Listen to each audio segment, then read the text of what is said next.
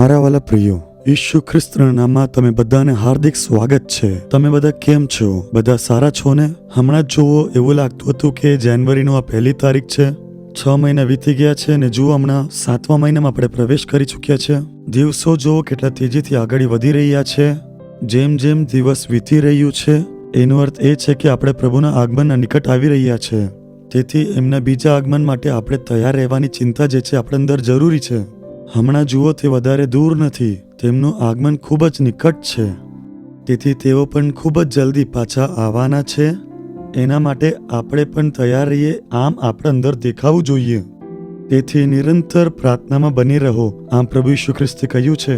અને જેટલું થાય એટલું તમે પ્રાર્થના કરો અને નિરંતર પ્રાર્થનામાં બની રહો. પ્રભુ આપણને દર 1 મહિને એક વચન આપે છે અને તેના અનુસાર આપણને આશીષ પણ આપે છે, સામર્થ આપીને આપણને ચલાવે છે. કેમ કે તેઓ આપના પર પ્રેમ અને રુચિ રાખનાર પરમેશ્વર છે.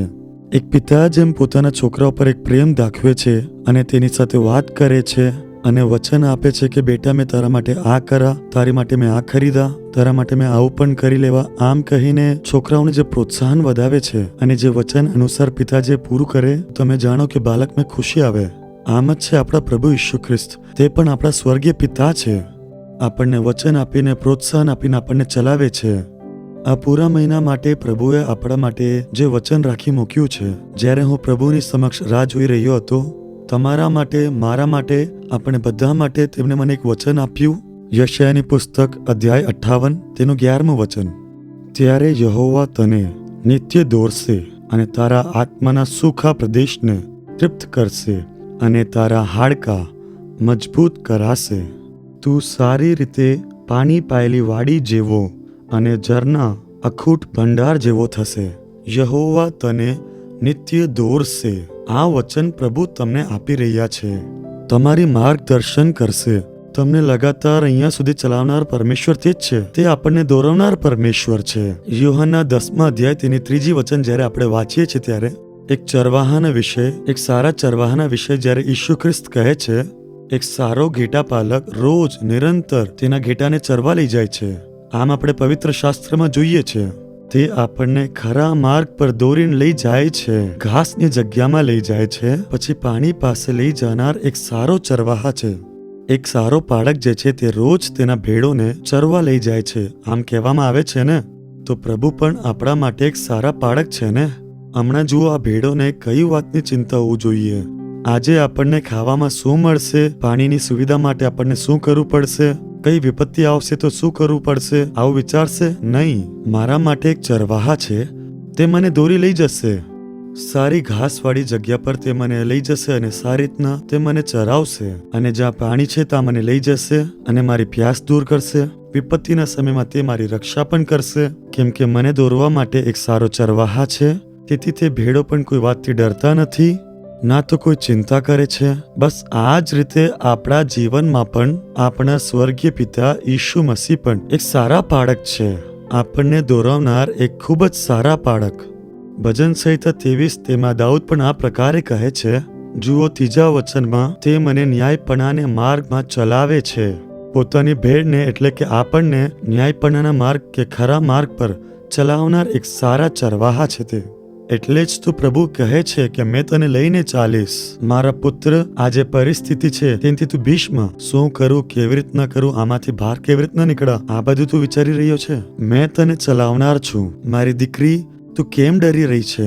મેં મારા પરિવારમાં, મારી નોકરીમાં, આ પ્રકારથી કે મારા બિઝનેસના કામોમાં, મારું વ્યક્તિગત આત્મિક જીવનમાં કઈ ઉન્નતિ નથી. તું ડરીશ ના, મેં તને ચલાવું છું. આમ પ્રભુ તમને જોઈને કહે છે. કેટલી ખુશીની વાત છે ને આ.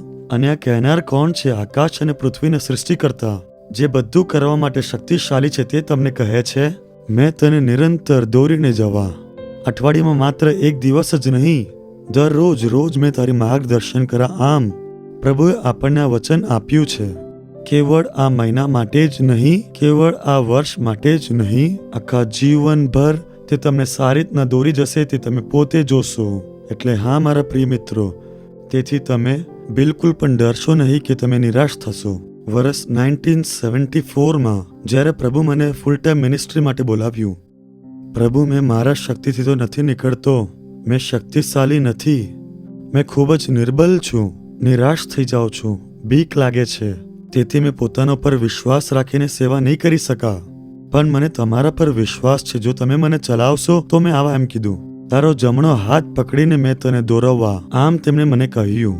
ડરીશ નહીં, મારા પર વિશ્વાસ રાખીને આવ. જ્યારે તેમણે આમ કહ્યું તો મેં મારો વિશ્વાસ તેમના પર રાખીને મારો હાથ તેમના હાથમાં મૂકી દીધું. અને આજે પૂરા 52 વર્ષ સેવા કરતા કરતા વીતી ગયું છે. કેટલા પરીક્ષાઓ આવ્યા, નીચે પડવાનું, ગલતી, કમિયા, આ બધું થવા છતાં તેમણે મારો હાથ પકડીને, શક્તિ આપીને, બધું બરાબર કરીને આજ સુધી મને ચલાવ્યું છે. તેથી ક્યારેક કોઈ કમી કે નિરાશા આવી શકે છે, અસફળતા આવી શકે, તમે નીચે પડી શકો, તરત જ પ્રભુ તમારા હાથને છોડીને દૂર નહીં જશે. નહીં, મેં તને ચલાવવા, ડરીશ ના, ઊભો થા. પોતાનો હાથ આપશે, આપણને પકડશે ને આપણને ઊભા કરીને ચલાવશે. શું નિરાશ થઈ ગયા છો? શું નીચે પડી ગયા છો? પ્રાર્થના નથી થતું હશે, વિશ્વાસ નથી રાખી શકતા, આશા બધી ખોવાઈ ગઈ હશે. પ્રભુ બધું જાણે છે. આ પુત્ર, આ પુત્રી હું છું, હું તને ચલાવીશ. તું તારું હાથ મને આપ, મેં તને દોરીને લઈ જઈશ. તો ડરવા માટે શું વાત છે? આખું જીવન તે તમને દોરીને લઈ જશે. તેઓ જ્યારે ચલાવે છે તો આપણને કેવી રીતના ચલાવે? આ વચનમાં 3 વાત લખવામાં આવ્યું છે. પહેલું છે તૃપ્ત કરીશ, તૃપ્ત કરીને તને આશીર્વાદ આપીશ અને તને ચલાવીશ. તૃપ્ત કરીને તને આશીર્વાદ આપીને તને ચલાવીશ, તેથી તું બિલકુલ પણ બીશ ના. પહેલું છે તૃપ્તિ. આ પણ શું કોઈ જીવન છે બસ પ્રભુ આશીર્વાદ આપીને ચલાવે છે? એવું નથી. સંપૂર્ણ તૃપ્તિ અને મનમાં સંતુષ્ટિ તે આપે છે. માથી 14મું અધ્યાય તેનું 20મું વચન જો તમે વાંચશો તો ઈસુ મસીહ 5 રોટી અને 2 માછલીથી લોકોને ભોજનથી તૃપ્ત કરે છે. તેમાં કેવલ પુરુષ જ 5000 લોકો અને સ્ત્રીઓ અને બાળકોને પણ તમે ગણો તો ઓછામાં ઓછું 20,000 લોકો ત્યાં હશે. નાના બાળકો, બહેનો બધા મળીને, કેમ કે માત્ર પુરુષો જ 5000 જેટલા હતા. જરાક વિચારીને જુઓ, બધાને ભોજનથી તૃપ્ત કર્યું. પ્રભુએ આવીને, અરે ભાઈ, ભોજન બહુ ઓછું છે, થોડુંક જ તમે ખાજો. બધાને બસ એક જ રોટી અને એક જ માછલી આપજો. ફર્સ્ટ એડની જેમ પહેલા ભોજન ખાઈ લો, પછી બાકી ઘરેથી કરશે. શું આમ ઈશુએ કહ્યું? નહીં. તૃપ્ત થઈને લોકોએ ભોજન કર્યું હતું અને જમવાનું જે બચી ગયું હતું તેને પણ તેઓએ ટોકરીમાં ભરી દીધું. આ જ છે પ્રભુનો આશીર્વાદ. તૃપ્ત કરીને ભોજન કેવું લાગ્યું?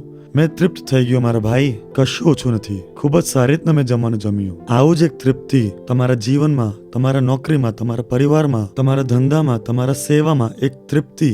એટલે જ તો ઈશુ કહે છે કે મેં તમને તૃપ્ત કરા. અડધું બાકી રાખીને નહીં, તૃપ્ત કરીને સંતુષ્ટ કરશે. આ પ્રકાર પ્રભુ તમને આશીર્વાદ આપશે. તમે તૃપ્ત નથી એવા કોઈ પરિસ્થિતિમાં છો ને? નોકરીમાં તૃપ્તિ નથી, વ્યવસાયમાં તૃપ્ત નથી, તમે જ્યાં સેવા કરો ત્યાં તૃપ્તિ નથી, તમારા પરિવારમાં તૃપ્તિ નથી, કંઈક છે, બસ આવા અડધા મનથી તમે જીવી રહ્યા છો ને? પણ પ્રભુ કહે છે મેં તને તૃપ્ત કરા અને આજે તને આશીર્વાદ આપા. તું એ જ સ્થાનમાં, એ જ પરિવારમાં, એ જ નોકરીમાં, એ જ વ્યવસાયમાં તું સંતુષ્ટ રહે. આમ તૃપ્ત કરીને મેં તને આશીર્વાદ આપા, આમ પ્રભુ કહે છે. અને આ મહિનામાં આ ચમત્કાર તમારા જીવનમાં થઈ રહેવાનું છે. જે કંઈ પણ વાતને લઈને તમે જીવનમાં નિરાશ છો, તેમાં જ તમે તૃપ્ત રહીને, સંતુષ્ટ રહીને, આનંદિત રહીને એક એવું ચમત્કાર તેઓ કરશે. તેથી તમે જીવનમાં નિરાશ ન થાઓ. બીજું પ્રભુ આપણને કહે છે, તારા હાડકાઓ જે છે તેને પણ મેં મજબૂત કરીશ. આપણા હાડકાઓને પણ તે સ્વાસ્થ્ય રાખશે. તે શું બતાવે છે? તે ચંગાઈ દર્શાવે છે, હીલિંગ. આપણને સ્વાસ્થ્ય પ્રાપ્ત થશે. હડ્ડીઓમાં પૂર્ણ ચંગાઈ આપીને મજબૂત કરીને તને મેં આશીર્વાદ આપા. મેં જ્યારે તારી સાથે ચાલ્યા તો તું પૂર્ણ રીતે સ્વસ્થ રહે, આમ મેં તને કરી દઈશ. આ પ્રકાર પ્રભુ આપણને વચન આપે છે અને તે આપણા માટે સ્વાસ્થ્ય પ્રદાન કરીને, આપણને સ્વસ્થ રાખીને આપણી સાથે ચાલશે. આવા એક પ્રભુ છે. બીમારી મુક્ત જીવન અને અછત વગરનું ધન, આ પ્રકારનું એક કહાવત છે ને? કોઈ પણ બીમારી નથી એવું એક જીવન, એક સ્વસ્થ જીવન. આ પ્રકાર પ્રભુ આપણને વચન આપે છે. બીમારીના કારણે તમે પરેશાન છો, રોજ ને રોજ કંઈ ને કંઈ દવા તમને ખાવું પડતું હશે. ગજવામાં દવા મૂકીને જ કંઈ આવવાનું કે જવાનું તમારાથી થાય છે. કહેતા છે કે ક્યારેક પણ કંઈ પણ થઈ શકે છે, ક્યારેક પણ મને હાર્ટ એટેક આવી જઈ શકે છે, લંગ્સમાં પણ બીમારી છે આમ કહેવાય છે, લીવરમાં પણ કંઈ ખરાબ છે આ પ્રકાર તેઓ કહે છે, કિડનીમાં પણ ધીરે ધીરે નુકસાન થાય છે આમ કહે છે. આ પ્રકારથી ઉંમર પણ થઈ ગઈ છે, આવું પણ વિચાર તમારા મનમાં આવતા હશે. પણ પ્રભુ આજે કહે છે, ના મારા પુત્રો, મેં તમને આજે ચંગાઈનો આશીર્વાદ આપવાનો છું.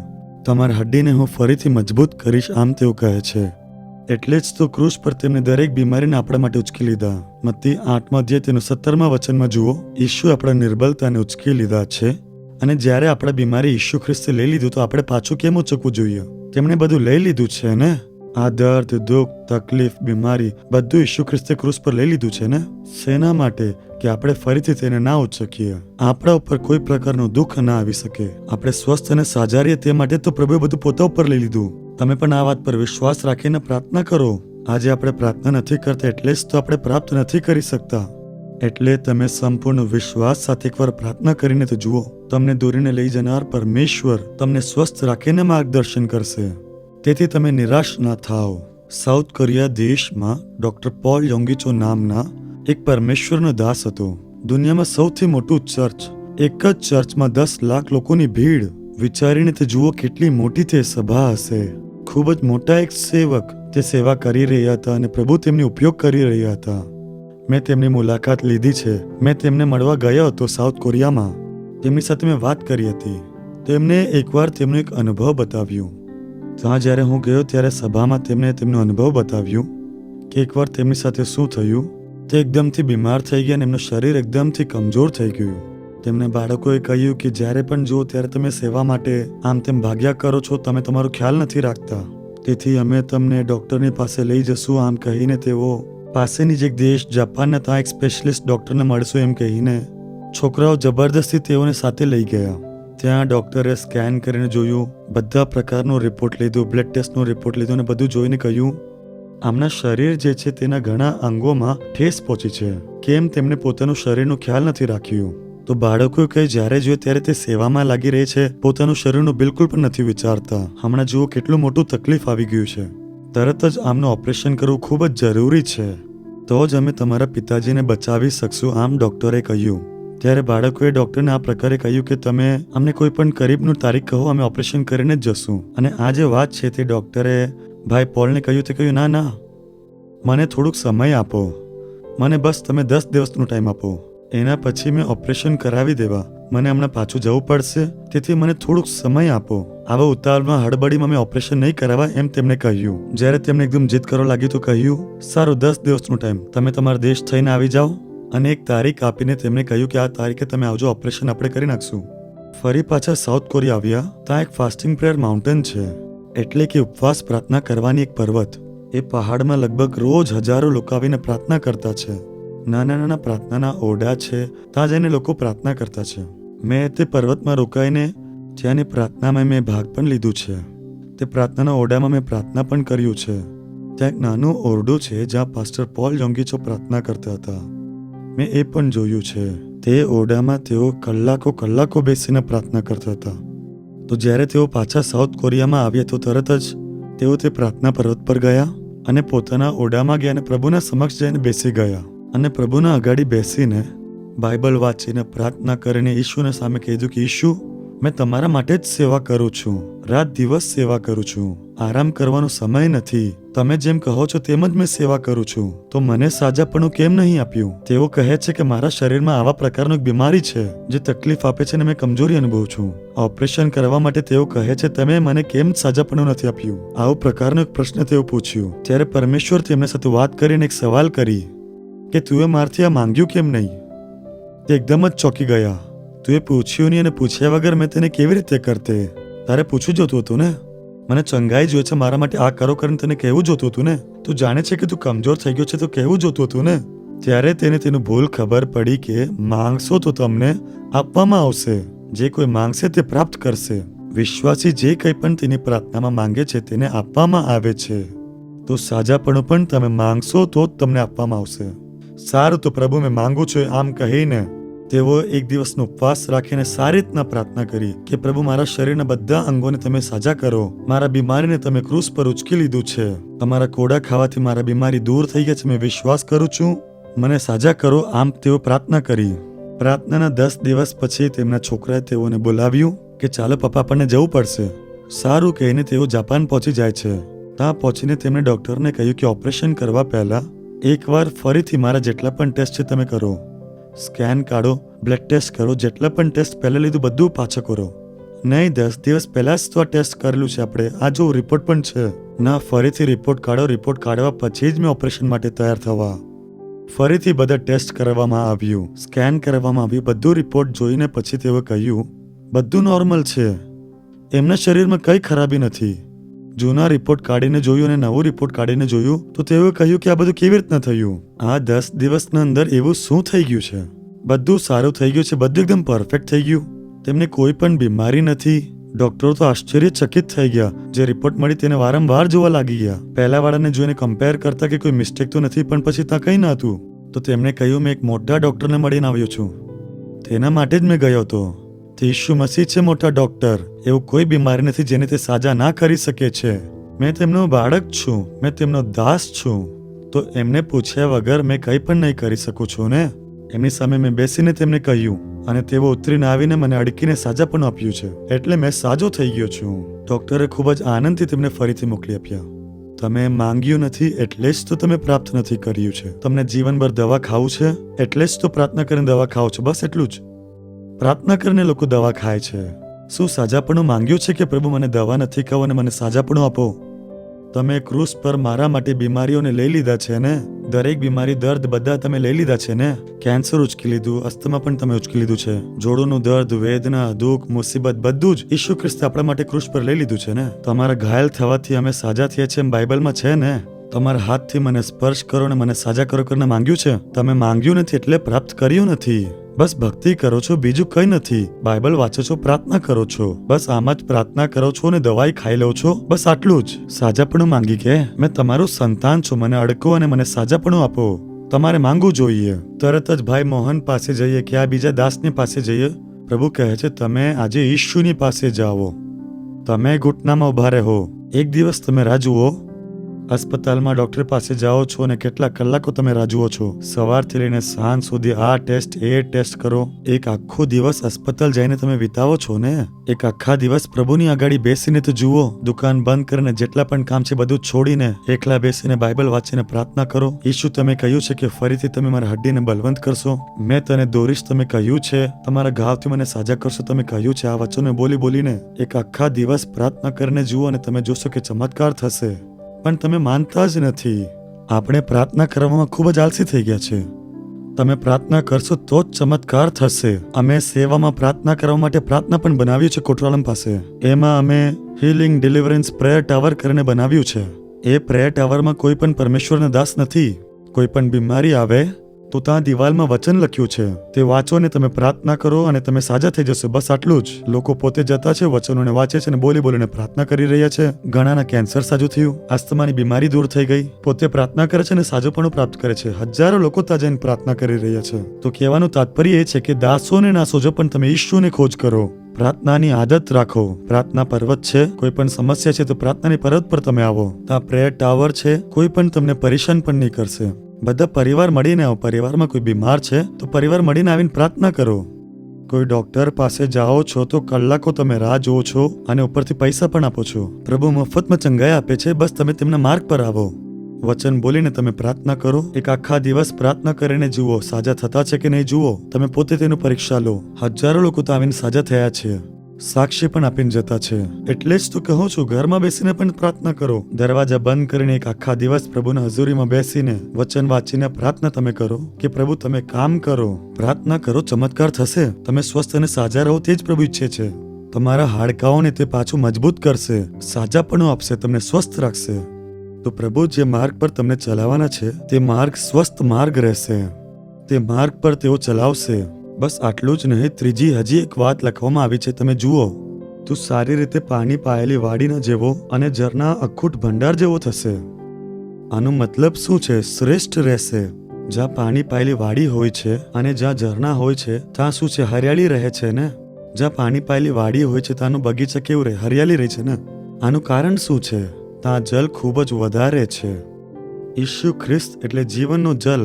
તે જો તમારા જીવનમાં આવી જાય તો તમારું જીવન શ્રેષ્ઠ રહેશે અને જીવનમાં કોઈ પણ કમી નહીં રહેશે, દરિદ્રતા ના રહેશે અને જ્યારે જો ત્યારે શાંતિ ભંગ થનાર પરિસ્થિતિ પણ ના રહેશે. જીવન શ્રેષ્ઠ રહેશે, કંઈ પણ કમી ના રહેશે. કોઈ કર્જ નહીં, કોઈ પ્રકારનું બચત નથી. પણ અમે સારા છે, અમે આશીર્વાદિત છે, આ પ્રકાર કહેનાર લોકોને પણ મેં જોયું છે. બચત કરીને કપડાં ખરીદતા છે, ખુશીથી આવું કહેનાર લોકોને પણ મેં સેવામાં જોયું છે. ઘણા લોકોને મેં પૂછું છું કે કેમ છો તો તેવું કહે છે બસ ઠીક ઠાક છે. જીવન ચાલી રહી છે. રોજ પ્રભુ અમને જમવા માટે કઈ પ્રબંધ કરે છે, આવું પણ લોકો અમને કહેતા છે. ઘણા લોકો અમને કહે છે કે પ્રભુએ ભાઈ અમને ખૂબ જ સારી રીતના રાખ્યું છે. ભાઈ પ્રભુ અમને ખૂબ જ સારી રીતના રાખ્યું છે, કોઈ પણ કમી નથી, એકદમ ખુશીથી રહેતા છે. બાળકો સારી રીતના ભણતા છે, બિઝનેસ પણ સારું છે. પ્રભુએ અમને સ્વસ્થ રાખ્યું છે, અમે સારું ને આશીર્વાદિત રહ્યા છે. આવી રીતના દરેક વ્યક્તિ કહે આમ જ પ્રભુ આપણથી ઈચ્છતા છે. ઈશુ આપણને ખુશ રાખ્યું છે, આપણને શ્રેષ્ઠ રાખ્યું છે, પ્રસન્નતાથી રાખ્યું છે. આમ આપણે કહીએ તે આશીર્વાદ તમારા માટે જ છે, કેમ કે આશીર્વાદના માર્ગ પર જ તે આપણને ચલાવે છે. શ્રેષ્ઠતાની માર્ગ પર જ તે આપણને ચલાવે છે. શ્રેષ્ઠતા અને ભલાઈ તમારા જીવનમાં ક્યાં સુધી આવશે તમને ખબર છે? જોએલની પુસ્તક 2 અધ્યાય તેનું 24મું વચન જ્યારે તમે વાંચશો તો ખાલીઓ ગેહૂંથી ભરાઈ જશે ને કુંડાઓમાંથી દ્રાક્ષરસ તથા તેલ ઉભરાઈ જશે. ભરાઈને ઉભરાઈ જશે તેવી એક આશીર્વાદ પ્રભુ આપણને આ વચન આપ્યું છે. એ જ છે શ્રેષ્ઠતાનો આશીર્વાદ. તમારી જે કમાઈ છે તેમાં, તમારા વ્યવસાયમાં અથવા કે તમારા સેવામાં, એવા બધા કાર્યોમાં ભરેલું ને ઉભરી જાય એવું એક આશીર્વાદ પ્રભુ તમને આપશે. આ જ તો વચન છે. આના વગર તમે દુઃખ ઉઠાવી રહ્યા છો. જે પગાર મળે છે તે કેવળ 15 દિવસ માટે જ ચાલે છે. પછી પૈસાની સમસ્યા, EMI ભરવાની છે, છોકરાઓનું ફીસ ભરવાનું છે, પછી વીજળીનું બિલ ભરવાનું છે, એવી ઘણી સમસ્યાઓ છે. પેટ્રોલનું ભાવ વધી ગયું છે, ઇલેક્ટ્રિસિટીનો ભાવ વધી ગયું છે, બધા જગ્યાએ મોંઘવારી બળી ગઈ છે. તમે વિચારતા હશો કે આકાલના સમયમાં પણ તે આપણને શ્રેષ્ઠતાથી ચલાવે છે, અને આ જરૂરી છે. આપત્તિ હોય એવા સમયમાં પણ તેઓ આપણને શ્રેષ્ઠતાથી ચલાવે છે. તે જ પ્રભુનું વચન છે. ભલે દુનિયામાં અકાલ છે, પણ આપણા જીવનમાં શ્રેષ્ઠતા રહેશે. તમારા આજુબાજુમાં અકાલ હશે, વિપત્તિ આવશે, તેનાથી નુકસાન પણ થશે, પણ તમે શ્રેષ્ઠતા સાથે તમે આશીર્વાદિત પણ રહેશો. આ જ છે પ્રભુનું વચન. એટલે જ તો તે આપણી સાથે છે. એટલે જ તો આપણે બાકી લોકોથી અલગ છે. ઈસાકને જુઓ, અકાલના સમયમાં વરસાદ નથી, ફસલ ઉગતું નથી, બધું બળી જાય છે. ઈસાક ત્યારે પ્રાર્થના કરે છે, પ્રભુ તમને આશીર્વાદ આપ્યું હતું કે વરસાદ ના હોય તો પણ મારી ફસલ ઉગશે, અને તે બીજ બોવે છે. ઈસાક આકાલના સમયમાં ખેતમાં બીજ બોવે છે. 100 ગુણા તેનું પ્રતિફળ, 100% તેને પ્રતિફળ મળી. આ પ્રકાર વચનમાં પણ લખવામાં આવ્યું છે.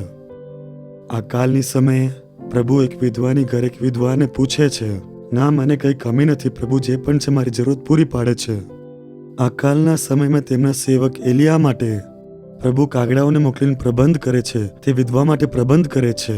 પરિસ્થિતિ બગડે ત્યારે સ્વર્ગદૂત આવીને તેઓ પ્રબંધ કરે છે. તમને પણ પ્રભુ આ રીતે જ ચલાવશે. તેથી આકાલનો સમય આવશે. આખા સંસારમાં એક મોટું આકાલ આવવાનું છે. ત્યારે કોઈ પણ કોઈની સહાયતા નહીં કરી શકશે. ત્યારે પ્રભુ ઈસુ ખ્રિસ્ત જ તમારી સાથે રહેશે.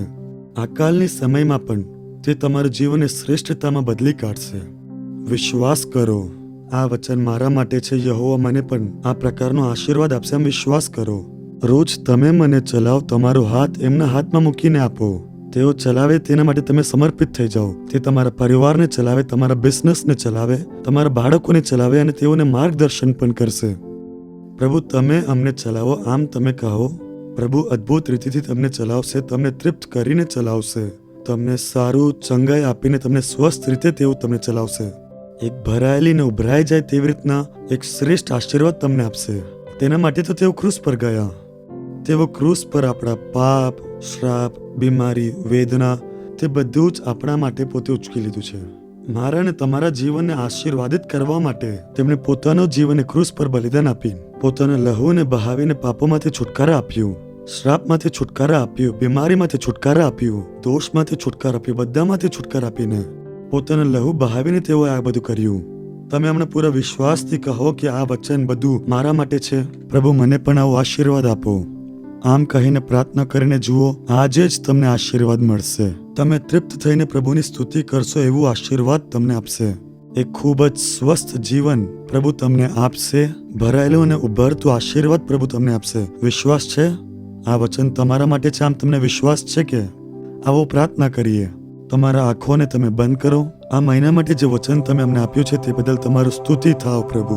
નિરંતર તમારા માર્ગ પર ચાલવા માટે તમારા હાથમાં મેં મારી જાતને અને મારી પરિવારને સોંપું છું. તમારે જ ચલાવવાનું છે તમારા વચનના અનુસાર. તમે મને ચલાવો પ્રભુ. પ્રભુ કઈ પણ વસ્તુની ખોટ ના પડે એમ તૃપ્તતાની આશીર્વાદ સાથે તમે અમને ચલાવશો. આમ તમારું વચન કહે છે. સ્વસ્થ માર્ગ પર ચલાવવા માટે તમે અમને વચન આપ્યું છે. ભરીને ઉભરાઈ જશે. આ પ્રકારના આશીર્વાદથી તમે ચલાવશો. આમ તમે વચન આપ્યું છે. મેં તેના પર વિશ્વાસ કરું છું. અમે વિશ્વાસ કરીએ છીએ. આ વચનની જે આશીર્વાદ છે પ્રભુ, તે આ દીકરાના જીવનમાં આવવું જોઈએ, આ દીકરીના જીવનમાં પણ આવવું જોઈએ. આ વચનોના આશીર્વાદ પ્રાપ્ત કરવા માટે તમે તમારા સંતાનોને યોગ્ય બનાવો છો. વચનને આઝાદી સાથે પ્રાપ્ત કરે તેવી તમે કૃપા કરો. નાઝરી ઈસુ ખ્રિસ્તના નામમાં જેવું તમે વચન આપ્યું છે તેમજ તૃપ્ત આશીર્વાદ આજે જ આ બાળકોના ઉપર પ્રભુ આવવું જ જોઈએ. પ્રભુ, બીમારીથી જેઓ નિર્બલ છે તેઓને પ્રભુ તમે સ્પર્શ કરો છો. ઈસુ ખ્રિસ્તના નામમાં દરેક રોગો દૂર થવા દો.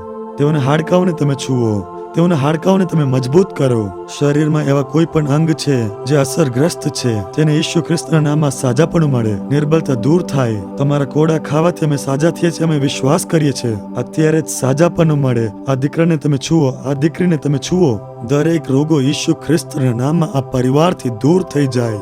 દવાઈઓ પર અને ઈલાજ પર જે પૈસા ખર્ચ થાય છે તેના વગર તે રોગોમાંથી સંપૂર્ણ ચંગા ઈસુ ખ્રિસ્તના નામમાં તેઓને મળે. તમે અડકો છો અને સાજાપણું આપો છો તે બદલ પ્રભુ તમારી સ્તુતિ થાવ. આશીષ આપવા બદલ પ્રભુ ધન્યવાદ. એક શ્રેષ્ઠ જીવન તમે તેઓને આપો. તેઓની કમાણીમાં વધારો કરો. તેઓના નોકરીમાં તેઓને ઉન્નતિ આપો. બિઝનેસને આશીષ આપીને હજુ વધાવો. તેઓની સેવામાં પૈસાની અછત ના પડે એવું શ્રેષ્ઠતાની આશીર્વાદ તમે તેઓને આપો. સેવાને આશીર્વાદ આપો પ્રભુ, હજુ તે વિકસિત થાય. નાઝરી ઈસુ ખ્રિસ્તના નામમાં તમે તમારા વચનના અનુસાર યહોવા તમે આ બાળકોના હાથને પકડીને તેઓને માર્ગદર્શન કરો. ભલાઈના માર્ગ પર તમે ચલાવો. ધર્મ અને આશીર્વાદના માર્ગ પર ચલાવો. જૂનું જે પણ છે બધું દૂર થઈ જાય. ભલાઈ, આશીર્વાદ અને જયને જોઈને તેઓ પ્રસન્ન થાય એવું આશીષ તમે તેઓને આપો. તમે તેઓને આશીર્વાદ આપ્યું છે તે પ્રેમના બદલ તમારી સ્તુતિ થાવ, સ્તુતિ થાવ, સ્તુતિ થાવ. ઈસુ ખ્રિસ્તના નામે અમે પ્રાર્થના કરી છે પરમ પિતા. Amen, amen. For further details and prayer support, contact Jesus Redeems Ministries, Nallumavadi, Tuticorin District, 628211. Our phone number 04435454545. Email info@jesusredeems.org. Our website www.jesusredeems.com. God bless you.